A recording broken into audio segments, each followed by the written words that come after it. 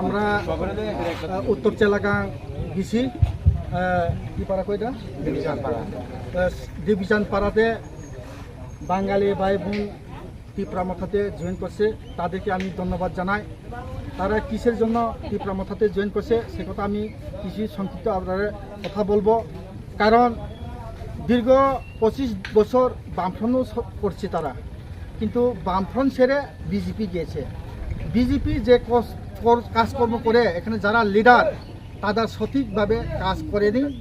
কারণ বিশেষ করে তার দুঃখ হয়েছে বিসি ইলেকশন হয়নি, সেই বিসি ইলেকশন হয় না এই কারণে তারা এই জায়গাতে রেগা কাজও ঠিক মতে হয়নি, সরকারি সুযোগ সুবিধা ঠিক মতে পায়নি। বিভিন্ন পানীয় জল থেকে বলুন, রাস্তাঘাট বলুন, যে কোনো সুযোগ সুবিধা বঞ্চিত। 10 বছর যাওয়ার পথে ছিল না, 5 বছর শেষ, 10 বছর যাওয়ার পথে ছিল বিজেপি সরকার ত্রিপুরায় যে এসেছে, কিন্তু তার কাজ কোনো উন্নয়ন নেই। তার জন্য আজকের এখানে বাঙালি ভাই বোন তীব্রামথাতে সমর্থনে বোবাগ্রার নেতৃত্বে তার যোগদান করেছে। যারা যোগদান করেছে এখানে টোটালি 30 পরিবার 87 ভোটার জয়েনিং করছে। তো এখানে তারা এসেছে, তাদেরকে আমি ধন্যবাদ জানাই।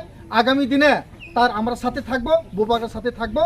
বোবাগ্রাকে আরও শক্তিশালী করার জন্য এখন টিসিএফ বাইরেও আরও শক্তি দিয়েছে।